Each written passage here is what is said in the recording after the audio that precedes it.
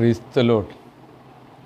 ഒരിക്കൽ കൂടി കർത്താവായ യേശുവിൻ്റെ നാമത്തിൽ നിങ്ങളുടെ അടുക്കൽ കടന്നു വരുവാൻ വലിയ ദാസന് ഒരവസരം കൊണ്ട് തന്ന യേശു കർത്താവിന് ഒത്തിരി നന്ദി പറയുകയാണ്.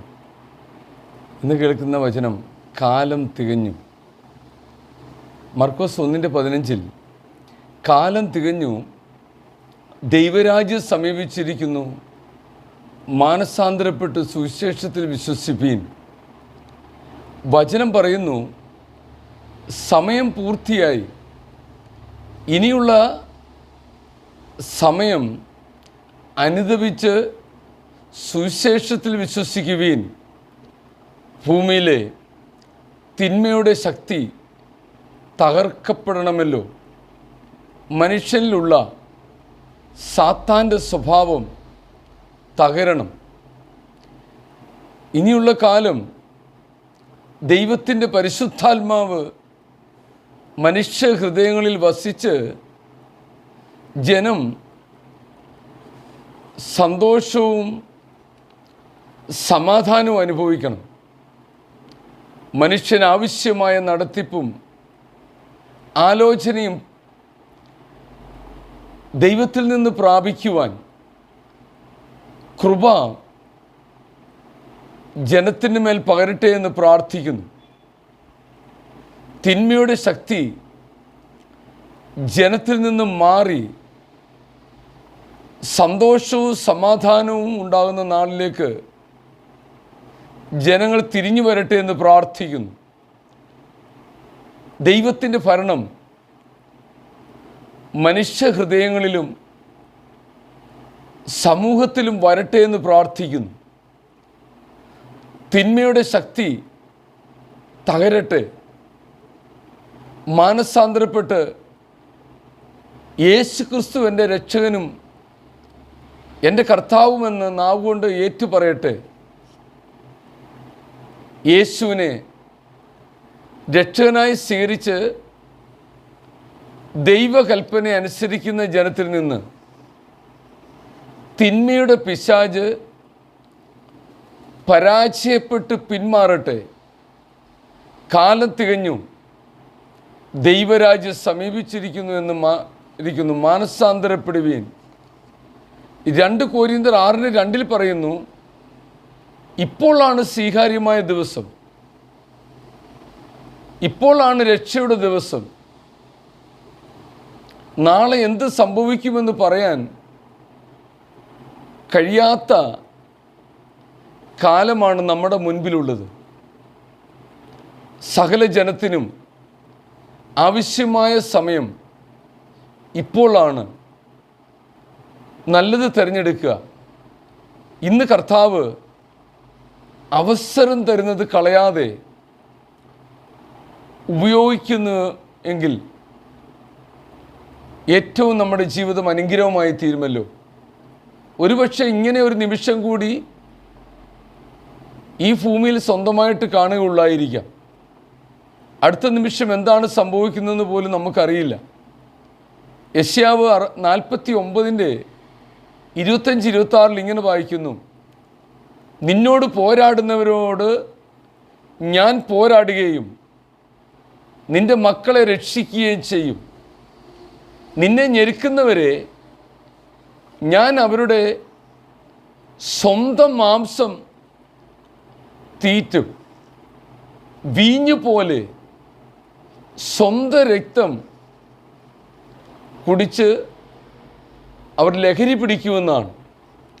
അപ്പോൾ ഈ ദിവസങ്ങളിൽ പാവപ്പെട്ട ജനത്തെ ഉപദ്രവിച്ച് സമ്പത്ത് വർദ്ധിപ്പിച്ച ദുഷ്ടന്മാരുടെ ന്യായവിധിയെക്കുറിച്ച് ദൈവം വ്യക്തമായി പറയുന്നു.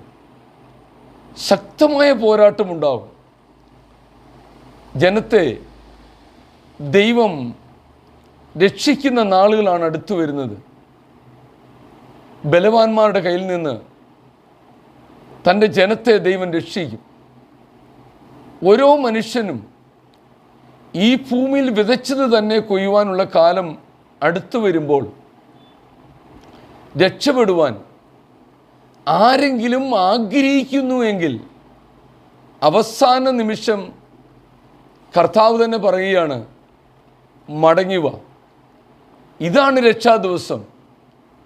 വരാൻ പോകുന്ന കഷ്ടത്തിൽ നിന്ന് രക്ഷിക്കാൻ യേശുവിന് മാത്രമേ കഴിയുള്ളൂ പ്രിയരെ. യെശയ്യാവ് 49:25 കർത്താവ് പറയുന്നു, ഞാൻ നിന്നെ വിടുവിക്കാം. നിന്നോട് പോരാടുന്നവനോട് ഞാൻ പോരാടുകയും നിൻ്റെ മക്കളെയും ഞാൻ രക്ഷിക്കാം. കർത്താവിൽ വിശ്വസിക്കുന്ന ജനത്തെക്കുറിച്ച് വചനം ഇങ്ങനെ പറയുന്നു, ഒരമ്മ തൻ്റെ കുഞ്ഞിനെ മറന്നാലും ഞാൻ നിന്നെ മറക്കുകയില്ല. എൻ്റെ ജനത്തെ ഒരു നാളും കർത്താവ് മറക്കുകയില്ല എന്ന് വ്യക്തമായിട്ട് യെശയ്യാവ് 49:25 പറയുകയാണ്. യേശു കർത്താവ് നമുക്ക് വേണ്ടി പീഡകൾ ഏൽക്കുമ്പോൾ ഈ ഭൂമിയിൽ ഒരു വാക്ക് പറയുവാൻ ആരുമില്ലാത്തവനായി സകലത സഹിച്ചവനാണ് യേശു കർത്താവ്. കർത്താവിൻ്റെ പീഡാസമയത്ത് ഒരു വാക്കുകൊണ്ട് പോലും ഒരാശ്വാസ വാക്ക് പറയുവാൻ ആരുമില്ലായിരുന്നു. ഈ ഭൂമിയിൽ മനുഷ്യനായി ജനിച്ച ഓരോ മനുഷ്യൻ്റെ വേദനകളും കഷ്ടപ്പാടുകളും അറിയുന്ന കർത്താവ് ജനത്തെ പരിപൂർണമായും കഷ്ടത്തിൽ നിന്ന് രക്ഷിക്കുവാൻ ഇന്ന് കൂടെയുണ്ട്. ഈ ഭൂമിയിലുള്ള ഓരോ മനുഷ്യൻ്റെ ഈ കഷ്ടപ്പാടുകളും വേദനകളും അറിയുന്ന യേശു കർത്താവ് 1 പത്രോസ് 2:24 പറയുന്നു, ക്രിസ്തു നമ്മുടെ പാവങ്ങളെ ചുമന്നുകൊണ്ട് ക്രൂശിൽ കയറിയെന്നാണ്. ക്രിസ്തുവിൽ വിശ്വസിക്കുന്ന ഏതൊരു വ്യക്തിയുടെയും പാപം മാറിയെങ്കിൽ ലോകത്തിൻ്റെ സാത്താൻ നമ്മുടെ കാലിൻ ചുവട്ടിലാണെന്ന് കർത്താവ് ഓർമ്മിപ്പിക്കുന്നു. രോഗമാകട്ടെ, ദാരിദ്ര്യമാകട്ടെ, ഏത് വിഷയത്തിൽ നിന്നും പരിപൂർണമായി രക്ഷിക്കുവാൻ കർത്താവിന് കഴിയും. പാപമോചനം പ്രാപിച്ച ദൈവജനമേ, പരിപൂർണമായി സംരക്ഷിക്കുവാൻ എൻ്റെ യേശു കർത്താവ് ശക്തനാണ്. ഇപ്പോഴാകുന്നു പ്രധാനപ്പെട്ട സമയമെന്ന് കർത്താവ് ഓർമ്മപ്പെടുത്തുന്നു. രക്ഷപ്പെടുവാൻ ആഗ്രഹമുണ്ടെങ്കിൽ രക്ഷയുടെ ദിവസം ഇപ്പോഴാണ്. കാലം തികഞ്ഞു. സാത്താനെ ബന്ധിക്കുന്ന സമയം അടുത്തതുകൊണ്ട് ലോകത്തിൽ വലിയ ആത്മീയ യുദ്ധം ഉണ്ടാകുമ്പോൾ സാത്താൻ അവൻ്റെ കയ്യിലുള്ള ജനത്തെ കൊല്ലുവാൻ ശ്രമിക്കും. ജനത്തിനോട് ഒരു മനസ്സലിവും സാത്താനില്ല എന്ന് മനസ്സിലാക്കുക. പിശാചിന് ആരോടും മനസ്സലിവില്ലല്ലോ.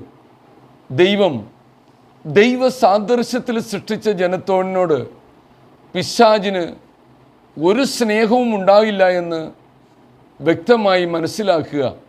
സാത്താൻ ദൈവത്തോട് യുദ്ധം ചെയ്യുവാൻ ഈ ഭൂമിയിൽ കുറേ ജനങ്ങളെ കൂടെ നിർത്തിക്കൊണ്ട് ദൈവരാജ്യത്തിനെതിരെ പോരാടുന്നു എന്ന് മാത്രമേ ഉള്ളൂ. ദൈവ സാദൃശ്യത്തിൽ സൃഷ്ടിച്ച സകല ജനത്തെയും രക്ഷിക്കുവാനാണ് യേശു കർത്താവ് വന്നത്. പ്രിയരെ, ഇനിയുമെങ്കിലും സാത്താൻ്റെ തന്ത്രങ്ങളെ ജനം മനസ്സിലാക്കുക. സാത്താൻ്റെ ഭരണം നമ്മുടെ ഹൃദയത്തിൽ നിന്ന് മാറ്റുവാൻ ഈ സമയം തന്നെ ആഗ്രഹിക്കുക. ദൈവത്തിൻ്റെ പരിശുദ്ധാത്മാവ് വസിക്കുവാൻ നമ്മളായിട്ട് അവസരം ഒരുക്കണമേ ഈ സമയം എല്ലാവരെയും ഓർമ്മപ്പെടുത്തുകയാണ്. ദൈവീയ സ്വഭാവം നമ്മുടെ ഉള്ളിൽ വരട്ടെ. തിന്മയുടെ ശക്തി നമ്മിൽ നിന്നും മാറട്ടെ എന്ന് പ്രാർത്ഥിക്കുക. തിന്മയുടെ ശക്തി നമ്മിൽ നിന്ന് മാറണമെങ്കിൽ നമ്മൾ തന്നെ ആഗ്രഹിച്ചെങ്കിൽ മാത്രമേ തിന്മയുടെ ശക്തി, സാത്താൻ്റെ സ്വഭാവം നമ്മളിൽ നിന്ന് മാറിപ്പോയുള്ളൂ. ഈ ലോകത്തിൽ മരിക്കുന്നത് എന്തോ നല്ലതെന്ന് പലരെ ചിന്തിപ്പിക്കുവാൻ വേണ്ടി, ഈ ലോകത്തിൽ മരിക്കുന്നത് നല്ലതാണെന്ന് മനുഷ്യരെ ചിന്തിപ്പിക്കുവാൻ വേണ്ടി മനുഷ്യൻ മരിക്കുമ്പോൾ വലിയ ശവസംസ്കാര ശുശ്രൂഷകളൊക്കെ നടത്തി മനുഷ്യൻ്റെ കണ്ണിൽ പൊടിയിട്ട് മയക്കുന്നതിനോട് നമ്മൾ ഒരിക്കലും താല്പര്യം കാണിക്കരുത്. നമ്മുടെ പ്രിയപ്പെട്ടവർ അവരുടെ യൗവനത്തിൽ ഈ ലോകത്തിൽ നിന്ന് മാറ്റപ്പെട്ടു പോകുമ്പോൾ നമ്മൾ അതിനെ ഒരിക്കലും ശവസംസ്കാര ശുശ്രൂഷയിലല്ല പ്രിയരെ കാര്യം. ആയുസ്സിന് മധ്യേ തകർത്ത് കളഞ്ഞ ആ കുടുംബത്തെ ഓർത്ത് നമ്മുടെ ജീവിതത്തിൽ എപ്പോഴും വേദന ഉണ്ടാകണം. ക്യാൻസർ രോഗം വന്ന്, കിഡ്നി രോഗം വന്ന്, പലവിധ രോഗങ്ങൾ വന്ന് കൊണ്ടുവന്ന് ലോകത്തിൻ്റെ പിശാച് അനേകരെ ആയുസ്സിന് മധ്യേ തകർക്കുകയും ലോക നേതാക്കന്മാർ വലിയ സംസ്കാര ശുശ്രൂഷയൊക്കെ നടത്തി ആഘോഷമായിട്ട് പോകുമ്പോൾ നമ്മുടെ സഹോദരങ്ങൾ മരിച്ച് വീഴുമ്പോൾ എന്തുകൊണ്ട് നമ്മൾ ചിന്തിക്കുക പോലും ചെയ്യാതെ മത നേതാക്കന്മാരുടെ ശവസംസ്കാര ശുശ്രൂഷയിൽ നമ്മൾ വിശ്വസിച്ചു മയങ്ങിപ്പോകുന്നു. നമ്മുടെ പ്രിയപ്പെട്ടവർ മരിച്ചവർ ഇപ്പോൾ എവിടെയാണ്? യൗവനത്തിൽ മരിച്ചവരുടെ കുട്ടികൾ, കുടുംബം, ഇതെല്ലാം ദൈവം ചെയ്തുവെന്ന് വിശ്വസിക്കുന്ന ജനം വിഡ്ഢികളാണ്. ഇതൊരിക്കലും ദൈവം ചെയ്തതല്ല പ്രിയരെ, ലോകത്തിൻ്റെ സാത്താൻ ചെയ്യുന്ന തട്ടിപ്പാണ്. ദൈവം മനുഷ്യനെ സൃഷ്ടിച്ചത് ഈ ഭൂമിയിൽ വാഴുവാനാണ്. കുടുംബജീവിതം ദൈവം ആഗ്രഹിക്കുന്നതാണ്, തലമുറ ദൈവം ആഗ്രഹിക്കുന്നതാണ്. നിങ്ങൾ പെരുകുവീൻ. കുടുംബത്തിൽ ആയുസ്സിന് മധ്യേ തകർത്ത് കളയുന്നത് ലോകത്തിൻ്റെ പിശാചാണ്.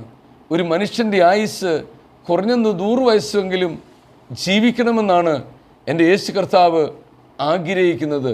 നല്ലതായി ജീവിച്ച് ഈ ഭൂമിയിൽ നല്ല മാതൃക കാണിച്ച് 4 തലമുറ കണ്ട് കല്ലറയിൽ അടക്കം ചെയ്യണമെന്ന് ദൈവം ആഗ്രഹിക്കുന്നത്. ഇനി ഈ ലോകത്തിൻ്റെ സാത്താൻ ദൈവത്തെ കുറ്റം ചുമത്തുവാൻ മനുഷ്യനെ കൊണ്ട് തിന്മ പ്രവർത്തി ചെയ്യിച്ച് ആയുസ്സിന് മധ്യേ നമ്മുടെ സഹോദരങ്ങൾ പോയിക്കൊണ്ടിരിക്കുന്നു. പ്രിയരെ, ആരും നമ്മളൊന്നും ചിന്തിക്കാറില്ല. ഒരിക്കലും നമ്മുടെ സഹോദരങ്ങൾ എന്തുകൊണ്ട് ഇങ്ങനെ ആയുസ്സിന് മധ്യേ തകർന്നു പോകുന്നു, കുടുംബങ്ങൾ തകർന്നു പോകുന്നുവെന്ന് നമ്മൾക്ക് ചിന്തിക്കുവാൻ പോലും ലോകത്തിൻ്റെ പിശാച് അവസരം തരുന്നില്ല. 1 വർഷം കൊണ്ട് പലരും മരിച്ചവരെക്കുറിച്ച് മറക്കുവാൻ ആഗ്രഹിക്കുകയും ശ്രമിക്കുകയും ചെയ്യുന്നു. അത് കഴിഞ്ഞു അടുത്തൊരു വിവാഹം കഴിച്ച് അതിനോട് ചേരുമ്പോൾ പഴയതെല്ലാം മറന്നു പോകുന്ന ഒരവസ്ഥ ഉണ്ടാകാറുണ്ട്. എന്നാൽ ചിലരങ്ങനെയല്ല. അവരുടെ ഉള്ളിൽ എപ്പോഴും എന്തുകൊണ്ടിങ്ങനെ സംഭവിച്ചു എന്ന് ദൈവത്തോട് ചോദിച്ചുകൊണ്ടിരിക്കും. അതിൻ്റെ മറുപടിയാണ്, നിങ്ങൾ മടങ്ങി വാ, മാനസാന്തരപ്പെട്. ഇതാണ് മാനസാന്തരപ്പെടുവാനുള്ള സമയമെന്ന് കർത്താവ് നമ്മളെ ഓർമ്മപ്പെടുത്തുകയാണ്.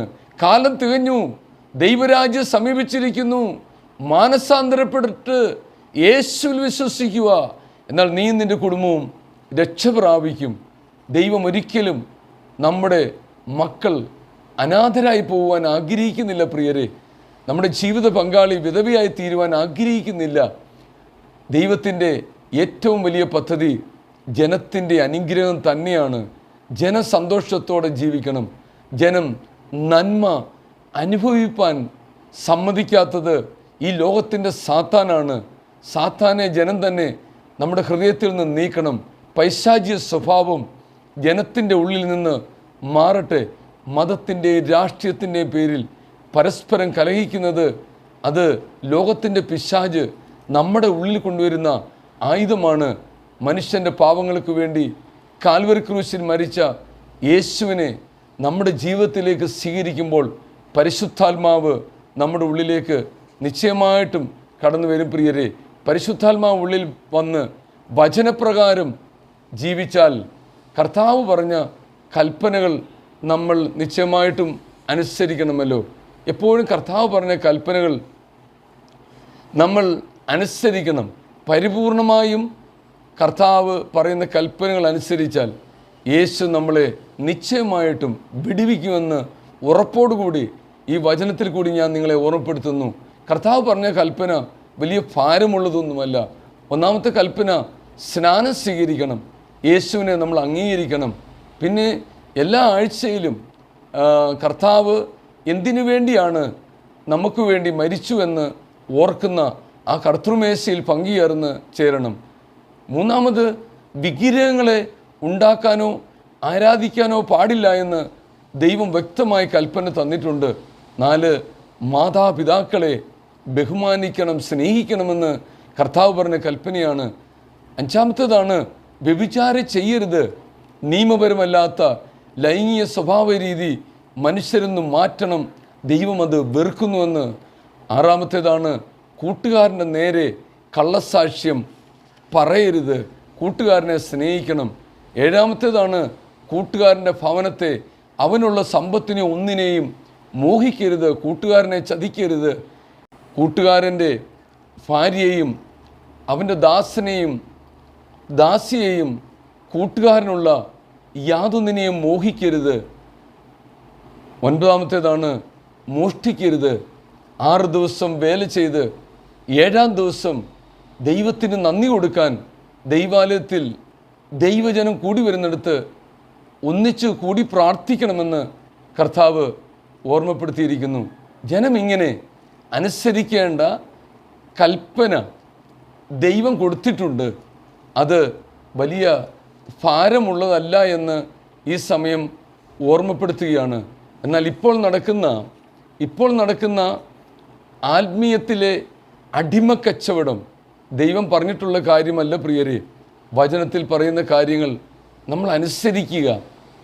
കർത്താവ് പരിപൂർണമായും നമ്മളെ രക്ഷിക്കും. കർത്താവ് പറഞ്ഞ കൽപ്പനകൾ അനുസരിക്കുമ്പോൾ പരിപൂർണമായും കർത്താവ് നമ്മളെ രക്ഷിക്കുമല്ലോ.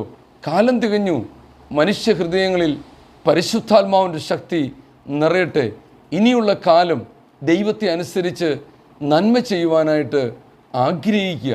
2 കൊരിന്ത്യർ 4:4 പറയുന്നത് പോലെ ഈ ലോകത്തിൻ്റെ ദൈവം അവിശ്വാസിയുള്ള ഹൃദയം കുരുടാക്കി വെച്ചിരിക്കുന്നു. പ്രിയരെ, മനുഷ്യനെ പാപത്തിൽ വീഴ്ത്തുന്ന സാത്താനെ നമ്മൾ തന്നെ പുറത്താക്കുവാൻ ഈ സമയം ആഗ്രഹിക്കുക. എന്നാൽ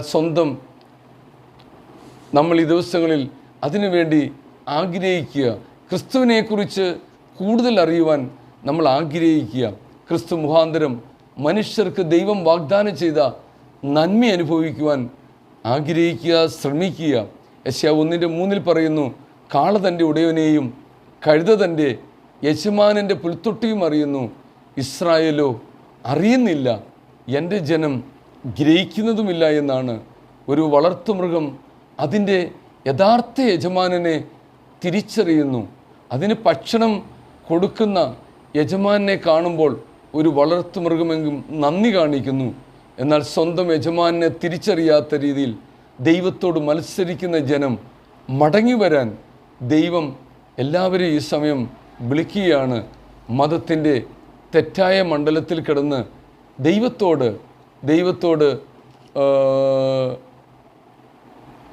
മത്സരിക്കാതെ മടങ്ങി വാ എന്ന് ഈ സമയം കർത്താവ് നമ്മളെല്ലാവരെയും ഓർമ്മിപ്പിക്കുന്നു. തിന്മയും നമ്മുടെ ശരീരത്തിൽ നിന്ന്, നമ്മുടെ ഉള്ളിൽ നിന്ന് നീക്കി അനുഗ്രഹവും നന്മയും പ്രാപിക്കുക. ദൈവം നമ്മളെ സ്നേഹിക്കുന്നു. കാലം തികഞ്ഞു. മാനസാന്തരപ്പെടുക, ദൈവത്തിൽ വിശ്വസിക്കുക, കർത്താവിൻ്റെ അടുക്കിലേക്ക് മടങ്ങി വാ. ഈ വചനങ്ങളാൽ കർത്താവ് നിങ്ങളെ അനുഗ്രഹിക്കട്ടെ.